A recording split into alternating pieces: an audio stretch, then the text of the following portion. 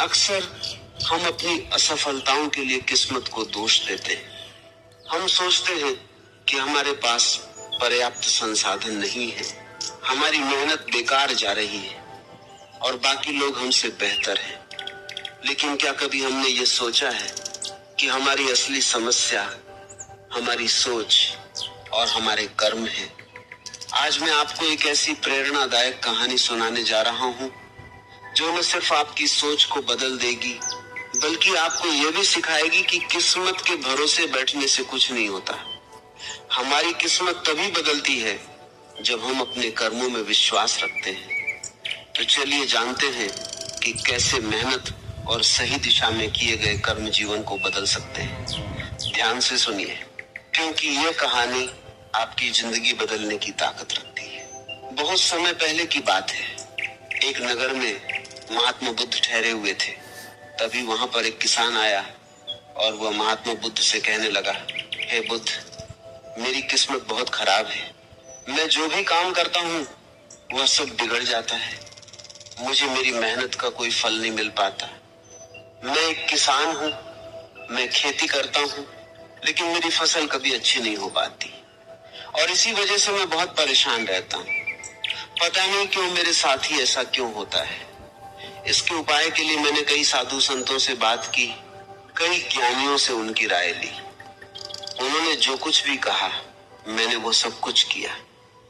मैंने सभी तरह के अनुष्ठान, पूजा पाठ और यहाँ तक कि हर प्रकार के कार्य करके देख लिए, लेकिन फिर भी मुझे इसका कोई लाभ ही नहीं मिल रहा। और वहीं पर मेरे अन्य गांव वाले हैं, उन सबकी फसल बहुत अच्छी होती है, जबकि वे अपने खेतों में उतनी मेहनत भी नहीं करते, लेकिन फिर भी उनकी फसलें हमेशा ही बहुत अच्छी होती हैं। मैंने सुना है कि आप सभी की समस्या का समाधान करते हैं, इसीलिए मैं आज आपके पास आया हूँ। क्या आप मेरी समस्या का समाधान कर सकते हैं, हे तथागत? क्या आप मेरी किस्मत बदल सकते हैं? उस किसान की वह सारी बातें सुनकर महात्मा बुद्ध मुस्कुराने लगे और उस किसान से कहने लगे, भंते, तुम्हारी किस्मत तो पहले से ही बहुत अच्छी है, सब कुछ तो तुम्हारे पास ही है, फिर भला तुम ऐसा क्यों कहते हो कि तुम्हारी किस्मत अच्छी नहीं? इस पर वह किसान महात्मा बुद्ध के इस प्रश्न का जवाब देते हुए कहता है, हे तथागत, मेरे पास क्या है? मेरी किस्मत इतनी खराब है कि जिस भी काम में मैं हाथ लगाता हूँ वह सारे कार्य बिगड़ जाते हैं। मैं चाहकर भी अपने खेतों में अच्छी फसल नहीं उगा पाता, जबकि वहीं मेरे गांव के अन्य लोग अच्छी फसलें उगा लेते हैं और वे लोग मेरी जितनी मेहनत तक नहीं करते। तो ऐसे में भला मेरी किस्मत कैसे अच्छी है? इस पर महात्मा बुद्ध मुस्कुराते हुए उस किसान से कहते हैं, भंते, तुम्हारे पास एक स्वस्थ शरीर है, तुम्हारे सभी अंग अच्छी तरह से काम करते हैं, तुम्हारा मस्तिष्क भी अच्छी तरह से काम करता है और तुम्हारे पास अच्छी खासी जमीन भी है। भला तुम्हारे पास किस चीज की कमी है? ऐसे देखा जाए तो तुम्हारी किस्मत तो बहुत अच्छी है। इस पर वह किसान महात्मा बुद्ध से कहता है, हे तथागत, मेरी समस्या यह नहीं है। मेरी समस्या तो यह है कि जिन भी कार्यों में मैं हाथ डालता हूँ वे कार्य बिगड़ क्यों जाते हैं। रही बात जमीन, अच्छा शरीर, अच्छा मस्तिष्क और अच्छे अंगों की, तो वह तो सभी के पास है। मेरे सभी गांव वालों के पास भी है और उनके पास अच्छी जमीन भी है और तो और उनके पास अच्छी फसल भी है। इसी कारण वे लोग हमेशा सुखी रहते हैं, लेकिन मेरे खेतों में तो अच्छी फसल हो ही नहीं पाती। हर वर्ष मुझे एक भारी नुकसान झेलना पड़ता है। क्या आप मुझे कोई इसका उपाय बता सकते हैं? क्या ऐसा कोई मंत्र, क्या ऐसा कोई तरीका है जिससे मेरी किस्मत एक बार फिर से चमक जाए? इस पर महात्मा बुद्ध उस किसान से कहते हैं, ठीक है, यदि तुम कोई उपाय चाहते हो या कोई मंत्र चाहते हो तो वह मैं तुम्हें अवश्य ही दूंगा, लेकिन उससे पहले मुझे यह बताओ, क्या तुम्हें पता है तुम्हारे खेत में खजाना है? ये सुन वो किसान थोड़ा आश्चर्यचकित हुआ और वो महात्मा बुद्ध से तुरंत ही बोल पड़ा, हे बुद्ध, आप ये क्या कह रहे हैं? मेरे खेत में खजाना है और ये मुझे पता तक नहीं। बताइए वो खजाना कहाँ है? मैं अभी उसे जाकर निकाल लूंगा। बताइए बुद्ध, वो खजाना कहाँ है? इस पर महात्मा बुद्ध उस किसान से कहते हैं, भंते, वह खजाना तुम्हें ऐसे नहीं मिलने वाला। उसके लिए तुम्हें मेरा कहा करना होगा। मैं तुम्हें जैसा जैसा कहूंगा तुम्हें वैसा ही करना होगा, तब जाकर तुम्हें वह खजाना अवश्य मिल पाएगा। उस किसान ने महात्मा बुद्ध की सारी बातें सुनी और उसके बाद वह किसान महात्मा बुद्ध से कहता है, हे तथागत, बताइए मुझे क्या करना होगा? आप जैसा कहेंगे मैं वैसा करने के लिए तैयार हूँ, लेकिन मुझे बता दीजिए कि आखिर वह खजाना मेरे खेत में कहाँ पर है। इस पर महात्मा बुद्ध उस किसान से कहते हैं, भंते, अपने खेतों में जाओ और अपने खेतों की खुदाई करके एक मिट्टी की टोकरी भरकर मेरे पास लाओ। वह किसान तुरंत ही महात्मा बुद्ध की बात मान लेता है। वह भागा भागा अपने खेतों में जाता है और जल्दी जल्दी एक टोकरी मिट्टी भरकर वो वापस महात्मा बुद्ध के पास पहुंचता है। उस मिट्टी को देखने के बाद महात्मा बुद्ध उस किसान से कहते हैं, ठीक है, अब मेरी बात ध्यान से सुनो। अब से 1 महीने बाद अपने खेत की खुदाई करना और जब तुम पूरा खेत खोद दोगे तो उसमें से एक टोकरी मिट्टी फिर से मेरे पास लेकर आना। महात्मा बुद्ध के मुख से यह बात सुनकर वो किसान कुछ देर के लिए सोच में पड़ गया। वो ये सोचने लगा, जब खजाना मेरे खेतों में गड़ा हुआ है तो महात्मा बुद्ध मुझे सीधे सीधे बता क्यों नहीं देते कि वो कहाँ पर है। उसने कुछ देर सोच विचार करने के बाद महात्मा बुद्ध से आखिरकार यह बात पूछ ही ली। वह किसान महात्मा बुद्ध से कहता है, हे तथागत, यदि वह खजाना मेरे खेतों में है तो आप मुझे बता क्यों नहीं देते कि वह कहाँ पर है? मैं उसे अभी जाकर निकाल लेता हूँ। भला मुझे 1 महीने का इंतजार क्यों करना है? आखिर इसकी क्या जरूरत है? इस पर महात्मा बुद्ध बड़े शांत स्वर से उस किसान से कहते हैं, भंते, हर कार्य का एक समय होता है और वह कार्य यदि उचित समय पर किया जाए तो वह हमें उचित और शुभ फल देता है। तुम चाहते हो तो मैं तुम्हें बता दूं कि वह खजाना तुम्हारे खेतों में कहाँ गड़ा हुआ है, लेकिन एक पल के लिए यह भी सोच लो, अगर तुम अभी उस खजाने को पाने की कोशिश करोगे तो हो सकता है तुम्हारे हाथ कुछ भी ना आए। सोच लो, तुम अभी उस खजाने को पाना चाहते हो या 1 महीने के बाद? महात्मा बुद्ध के मुख से ये सारी बातें सुनकर वह किसान कुछ देर के लिए सोच विचार में पड़ गया और फिर वह महात्मा बुद्ध से कहता है, हे तथागत, आप जैसा कहेंगे मैं वैसा ही करूंगा। इतना कहकर वह महात्मा बुद्ध को प्रणाम करके वापस घर लौट जाता है। वह जैसे तैसे अपने मन को मार तो लेता है, अपनी इच्छाओं को दबा तो लेता है, किंतु अब भी उसका मन बहुत बेचैन था। वह उस खजाने को जल्द से जल्द पाना चाहता था। रात में उसे खजाने के सपने आया करते थे। वह दिन भर केवल खजाने के बारे में ही सोचता रहता था। जब भी वह खेत जाता तो एक किनारे पर बैठता और उस खजाने के बारे में सोचने लग जाता। दिन भर हर समय उसके मन में केवल खजाना पाने के विचार ही चलते रहते। वह यह सोचता रहता कि जब मुझे खजाना मिल जाएगा तो मैं इस नगर का सबसे अमीर आदमी बन जाऊंगा। मेरे पास सारे ऐशो आराम होंगे और मैं अपना जीवन आनंदमय बिताऊंगा। मुझे किसी चीज की कोई कमी नहीं होगी। देखते ही देखते ऐसे ही करीब 1 महीना बीत गया। वो अपने खेतों में गया और उसने अपने खेतों में से एक टोकरी मिट्टी खोदी। उस टोकरी में भरकर वह महात्मा बुद्ध के पास पहुंचा और महात्मा बुद्ध से कहने लगा, हे तथागत, ये लीजिए एक टोकरी मिट्टी जो मैंने अपने खेत से लाई है। अब बताइए वो खजाना कहाँ पर है? इस पर महात्मा बुद्ध ने उस किसान से पूछा, क्या तुमने अपना सारा खेत खोद दिया? इस पर वह किसान महात्मा बुद्ध से कहता है, नहीं तथागत, आपने कहा था केवल एक टोकरी मिट्टी ही आपको चाहिए, इसलिए मैंने केवल एक टोकरी मिट्टी ही निकाली। भला उसके लिए मुझे पूरा खेत जोतने की क्या जरूरत है? बस आप मुझे ये बता दीजिए कि वो खजाना मेरे खेतों में कहाँ पर गड़ा हुआ है। मैं जाकर वहीं पर खोदूंगा और वो खजाना निकाल लूंगा। इस पर महात्मा बुद्ध उस किसान से कहते हैं, भंते, वह खजाना पूरा खेत जोतने से ही मिलेगा। यदि तुम अपना खेत नहीं जोतोगे तो वह खजाना कभी बाहर नहीं आने वाला। अब सोच लो तुम्हें क्या करना है। इस पर वह किसान एक बार फिर कुछ देर के लिए सोच विचार में पड़ जाता है और वह यह तय करता है कि वह जाकर अपने खेत को जोतेगा। इसलिए वह महात्मा बुद्ध को प्रणाम करके वापस घर लौट जाता है और अगले ही दिन वह अपना सारा खेत जोतकर एक बार फिर से एक टोकरी मिट्टी भरकर महात्मा बुद्ध के समक्ष पहुंच जाता है। तभी महात्मा बुद्ध उस किसान से कहते हैं, भंते, अभी तुम्हारा खेत ठीक से नहीं जोता गया है, जाकर एक बार फिर कोशिश करो, एक बार फिर अपने खेतों में हल चलाओ।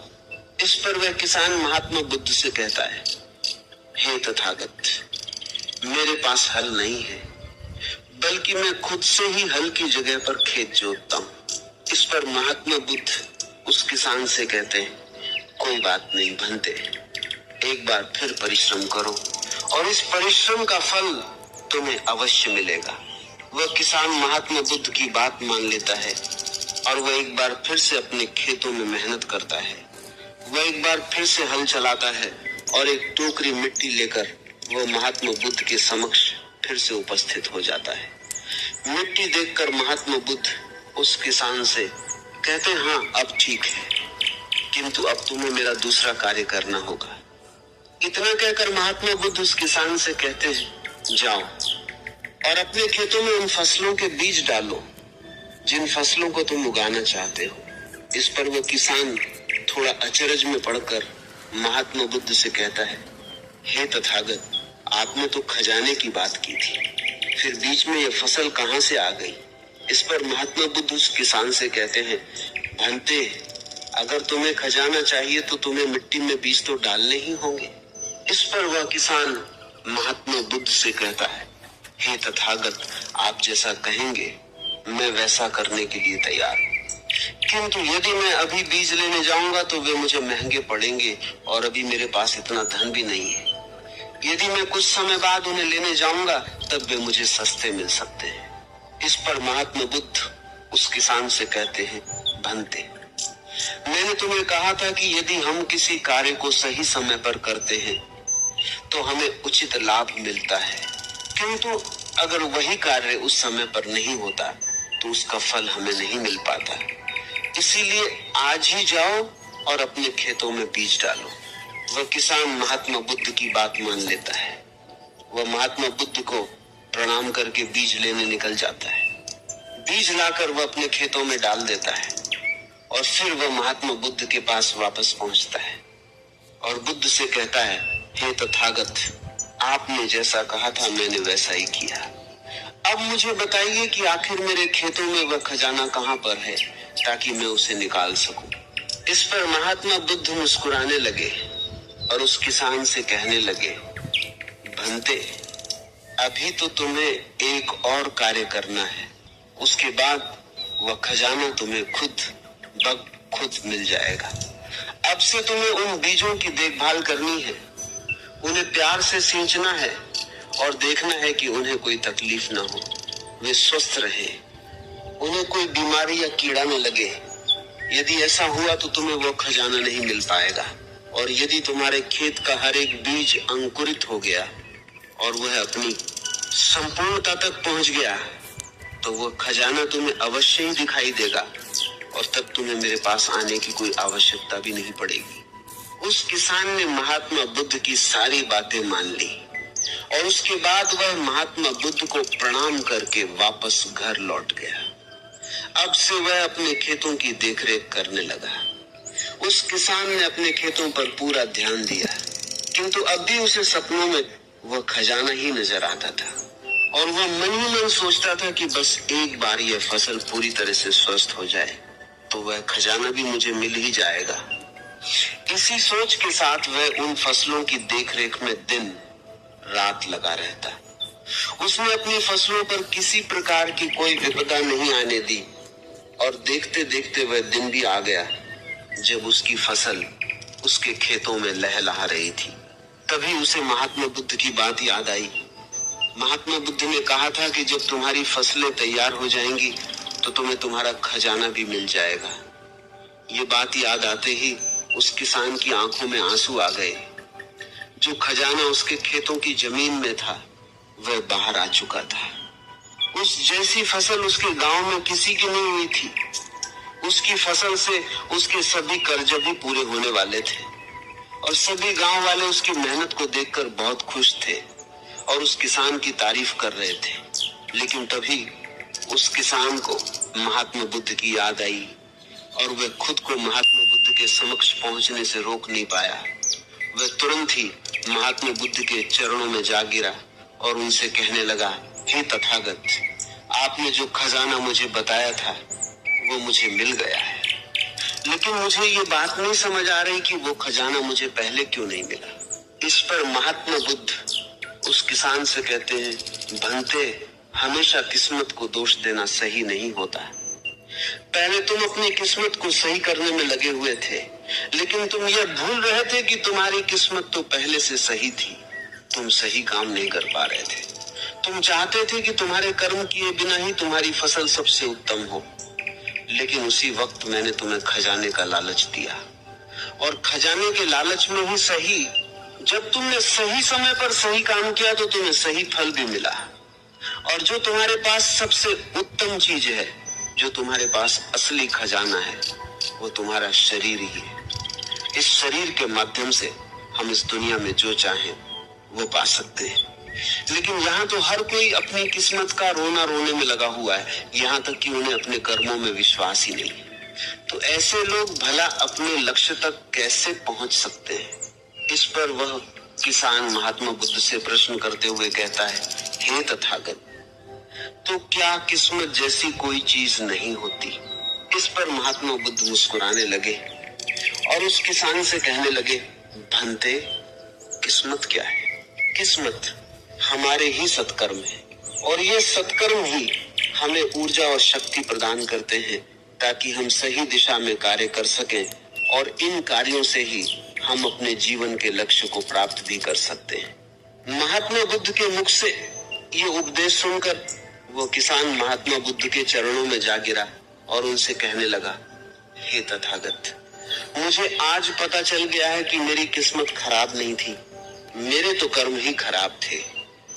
किंतु मैं आज आपको वचन देता हूं कि आज से मैं अपनी किस्मत को कभी खराब नहीं कहूंगा, अपने कर्मों को सुधारूंगा और सभी कार्य सही समय पर करूंगा।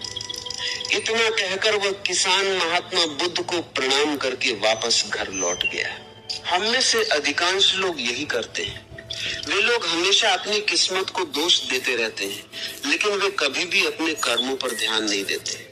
वे यह नहीं सोचते कि क्या उन्होंने अपने लक्ष्य को पाने के लिए जो कर्म करने चाहिए थे वे कर्म किए हैं या नहीं, कहीं उसमें कोई कमी तो नहीं रह गई, और अगर उसमें कोई कमी थी तो क्या उस कमी को दूर करके उस लक्ष्य को प्राप्त किया जा सकता था। और ये सब हम तभी सोच पाएंगे, तभी समझ पाएंगे जब हम अपनी किस्मत को दोष देना बंद कर देंगे। लेकिन हम तो अपने आप को सही और अपनी किस्मत को गलत ठहराना चाहते हैं। हम किसी ऐसे को चाहते हैं जो हमारी गलतियों का ठेका ले ले, और इसीलिए हम अपनी किस्मत को हमेशा दोष देते रहते हैं ताकि हमें कभी किसी के सवालों का कोई जवाब ही न देना पड़े, और इस तरह से हम उस समस्या से भी निकल जाते हैं। और हम कभी पीछे पलटकर ये नहीं देखते कि क्या हमने उस लक्ष्य को पाने के लिए हर मुमकिन कोशिश की थी या नहीं, हमसे कहीं पर कोई गलती तो नहीं हुई थी, क्योंकि हमें तो लगता है कि ये सब तो किस्मत का खेल है और भला किस्मत से कौन जीत सकता है। आपने अपने आसपास भी ऐसे कई लोगों को देखा होगा जो अपने लक्ष्य को प्राप्त न कर पाने पर रोते हैं, चिल्लाते हैं, और जब उनसे कोई उनकी असफलता का कारण पूछता है तो वे यही कहते हैं कि वह तो मेरी किस्मत में ही नहीं था। लेकिन यहाँ पर आप एक वास्तविकता भूल रहे हैं। इस दुनिया में ऐसे कई सारे लोग हैं जो अपने कर्म पर ध्यान देते हैं।